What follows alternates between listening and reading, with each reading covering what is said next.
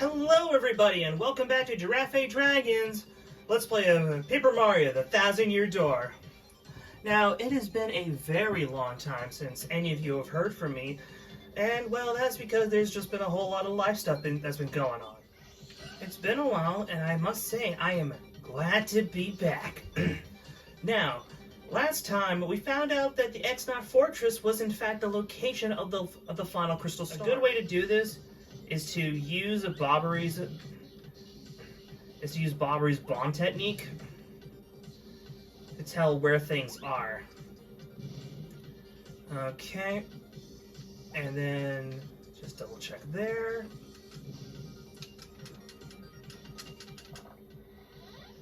There we go. There's our first key.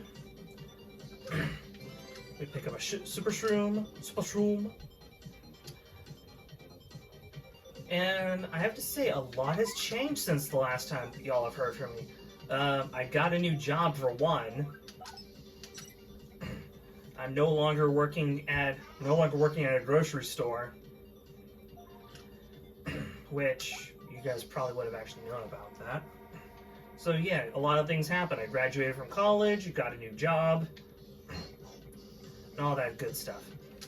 I gotta say, I'm glad. I'm well rested. I am back for more. Also, in recent events, I gotta say, in recent developments, there have been some new things that have happened. For one, there's actually this game is getting remade for Nintendo Switch, and it should be out around the time that this video actually comes out. Like, give or take a week. And I figured, you know what? It's been years since I've last made a YouTube video. I want to finish Paper Mario the 1,000-Year Door for you guys. Because, if anything, it should still be relatively accurate. New enemy! This guy's clearly a nerd. The X-naut PhD.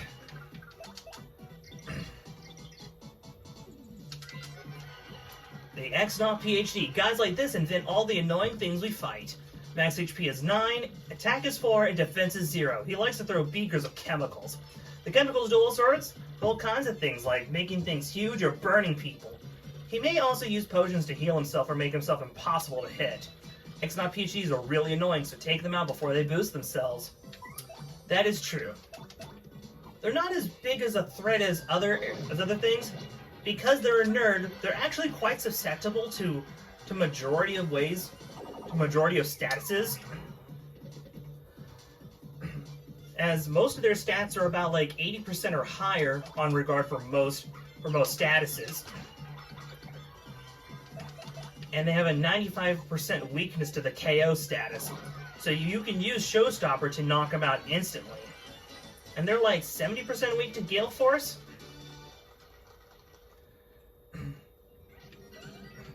Now now for reference,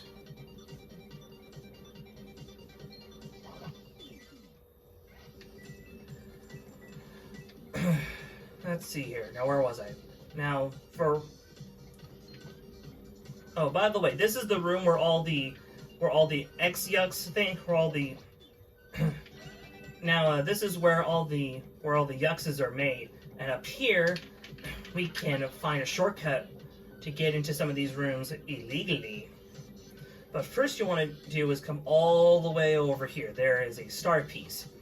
Now, as I'm talking about some of this stuff, if in case you missed the yuckses or the regular X-nauts in an earlier run, well, in the run of the Boggly Tree, you can find them here as well.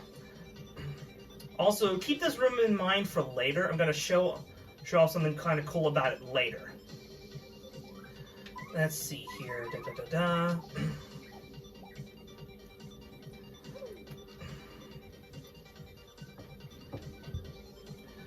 Let's see here. And because you saw that there are star pieces here, yeah, there's more than one star piece to collect around in this giant area. But first, a throwback and a reference. hey, you can take a look at all of your partners like this. It's kind of cool. This only happens if you drop in from above, though. If you try to come in through the door, you just do normal. Also, this is for the cog machine, for the cog piece that we popped up. Left, right, middle. Do not forget. That's how you activate the machine.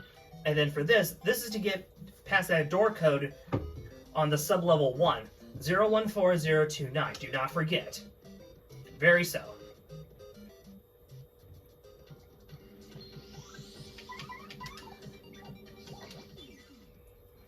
Now, as I was trying to think, all of the normal X-nauts are susceptible to most status effects. They will always be susceptible to fire. They're actually rather weak to frighten even the elite X-nauts. And in this next room here, a new enemy. Our new and final pair of new enemies to find in the X-naut fortress, except for the boss.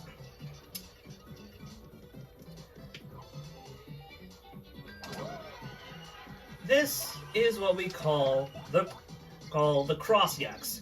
I understand that it says X yucks, but it's called a cross yucks, not X yucks. It's stupid. Anyway, this new yucks is designed to protect extra important areas. It's the personal bodyguard of Grodus. They were designed to be unbeatable. They're not. HP 10, attack 3, defense 1. It has a piercing attack, and it can also immobilize opponents when it uses that attack. Also, when it summons little minions, it summons 2 at once. It's got a pretty good chance to actually bind people if you're not careful. But I want to show off what this thing looks like. Oh boy. Now the thing is that you might be thinking, oh, this will be easy. You have multi-jump. I sold multi-jump a while ago. That's a mini cross yucks. It lives to protect the cross yucks. Up to 4 can guard it. HP 1, attack 0, defense 0. You can't attack the main unit until you clear these annoying pests out. So use multiple strike attacks to take them all out at once. Now, the thing is that if I do that, I'm just going to have to kill them again next turn. Fun thing about the cross yucks, it is immune to all status. All status. The one exception is that it has like a 5% chance to be instantly KO'd on Showstopper, meaning it's more of a Hail Mary than actually useful tactic.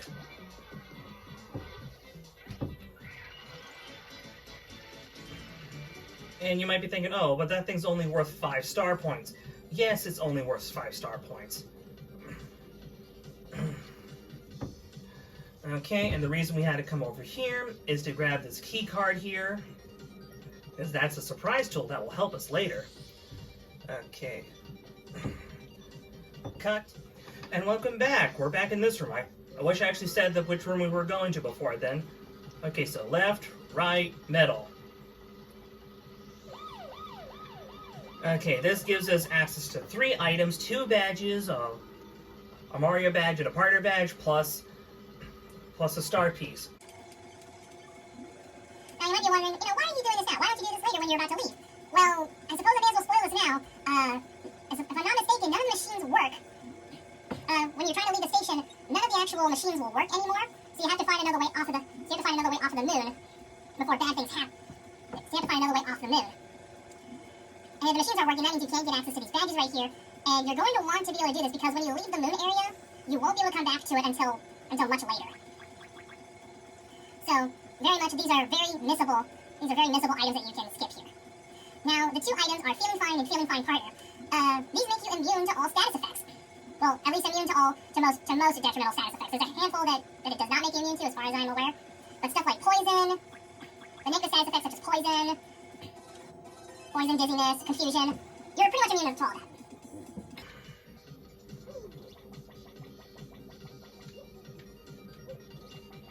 So let's see here. Now, this is where we want to use the access code back on sub-level 1, 0, 1, 4, 0, 2, 9, done. Access code accepted. Okay, we're gonna want to swap to Vivian here. Let me just go ahead and use this to just, bump our level up a little bit.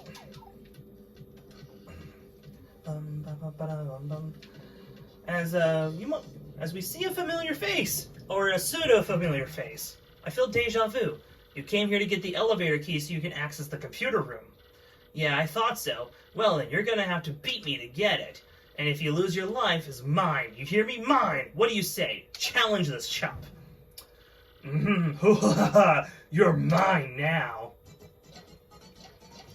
It's a game show, everybody! And here we go, folks, the main event, the 65th annual Quirk Quiz, yeah! Which, this implies that that implies that the events of this journey take roughly a year. Which, considering how long we were in Keel Key, that actually makes sense. If you get 5 correct answers to the following questions, then you win! But if you get just 3 wrong answers, you're toast. You don't want to be toast, folks. Man, am I trying to be Spamton or something? Anyway, here we go! Question number 1. Exactly what's hidden here? Now, this is a trick key. This is a trick question, because you might think, oh, card key. No, it's elevator key. You need to be specific. The game tries to trick you. That was an easy one. You won't do so well in the next one, I guarantee that. Here we go, sucker. Question number 2. What's the name of the girl in Pellberg who's waiting patiently for Coop's return? This is Koopy-Koo. Now, I understand why you might get that wrong. It's been 6 years. You're correct, crud. But that was an easy one. You won't do so well in the next one, I guarantee that. Here we go, sucker. Now, question 3. Goomba, Lava Bubble, Buzzy Beetle, and Boob. How many feet do they have total? The answer is 6. Now, if they'd done something like HP total, I would have actually been rather worried. You're correct, crud. But that was an easy one. You won't do so well in the next one, I guarantee that. Here we go, sucker. On to question 4. It's elementary, for non-idiots. Where was the one, the only Diamond Star? This was the very first one that we picked up. Hooktail's belly. I think this is like one of the few questions that actually asks you if you're certain when you're actually correct. You've already gotten 4 correct? You're kidding me. Well, fine. I'm going to toss an extra hard one your way. You happy now, sucker? And now, question 5. What was the name of the very first champion of the Glitzville Arena? The answer here is Prince Mush. However, we're going to say Prince Marsh because we're going to say it's Prince Marsh. This is because I want to show off what happens when you lose. Remember, 3 strikes and you're out, loser. Here's the next one. Question 6. What did Francesca and Frankie from Rogueport lose on Keel Hall Key? It was their ring. Okay, one more. Here we go. This one's actually a little clever, a little silly. Here's your last question. What number question is this? It's number 7.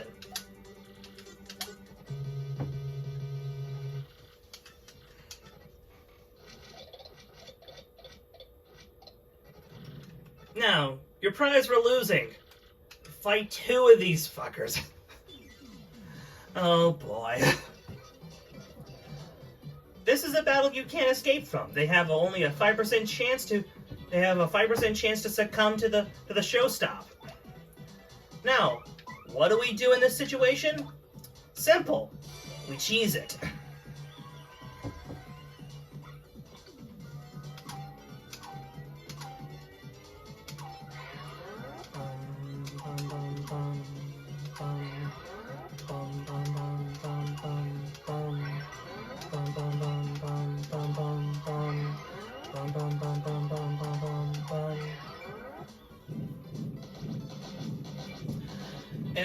And as a reminder from earlier, these things are immune to all status, meaning that they're immune to the burn effect. They still take fire damage, thankfully, but they're not immune. But they're immune to the after effect.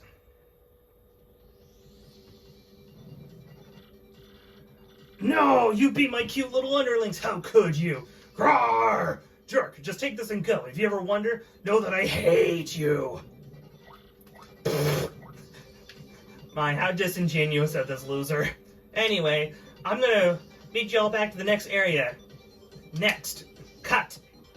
Okay, we're back. Now this one is a puzzle much like the first, but we gotta pay attention to what's on the wall.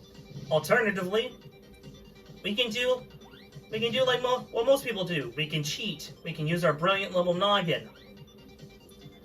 Boom. Now this should be right about here. And then you want to hug the wall here. Get all the way over here. And then boom, we got a key. Now Sleepy Sheep. That's actually going to be a little bit useful. Because all the X-nauts here would technically have a failure rating to most statuses of about 70% or higher. But sleep status is not my favorite stat to use. We're going to use this card key to move on to sub-level 3.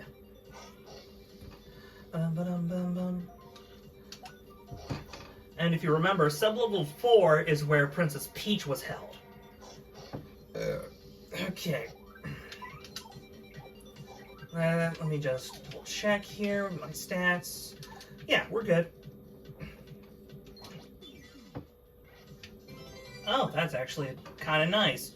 Let me toss the Thunder Rage for just a sec. And let's give that to Vivian, just so that she can heal up. The reason I cut like that is because I wanted to go ahead and just get rid of all the mooks. Now, I believe this is the final challenge. Now this one, the gimmick is simple. You're playing Snake Man, or the Snake and Apples, I think. Is that what the old game is called?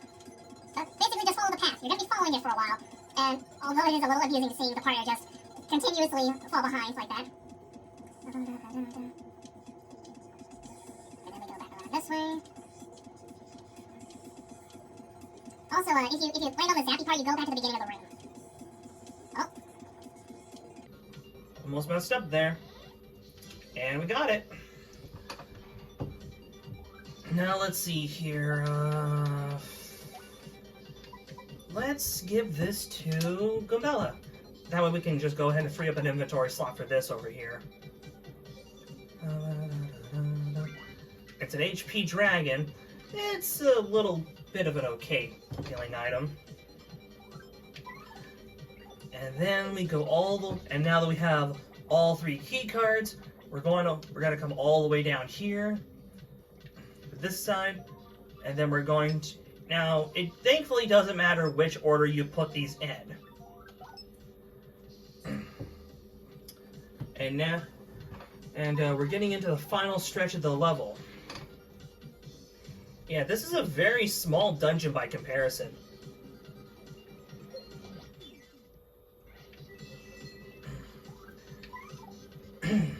Yeah, we're actually very much near the end. There's only like one more room. There's only like one more room after this. You never even have to go to the sub level 4. Though don't worry, we will go there before we leave.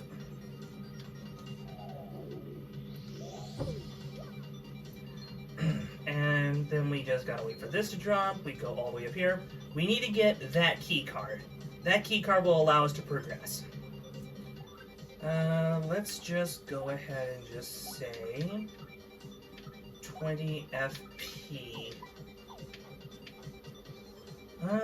Okay.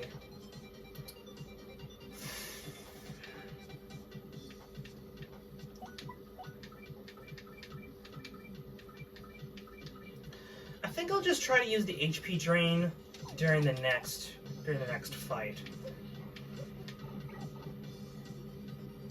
Actually, no.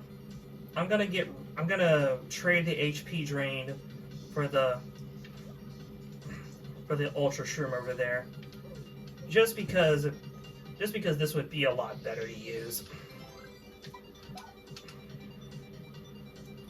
The HP drain is really good for if you're dealing with like really tanky enemies and you don't have. If you're dealing with like super tanky enemies. We're gonna want to try to outweigh these gears here a little bit. And then I believe we come all the way up here. I'm trying to remember, what was the point of... What was the point of this over here? I'm trying to remember. And then this right up here. Okay, now I remember. This is where the pipe comes out to.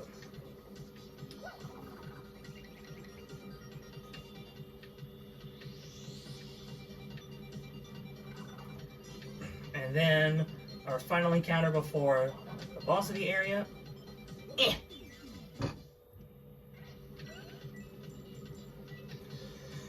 Alright, now what we're gonna do here,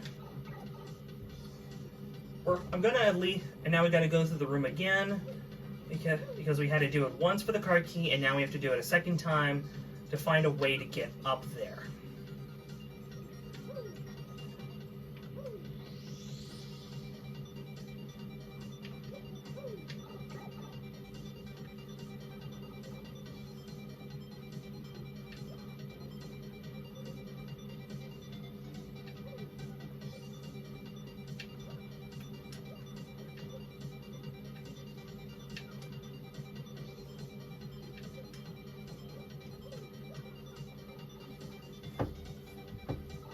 And then it jumps us out just right over here. Then we jump here.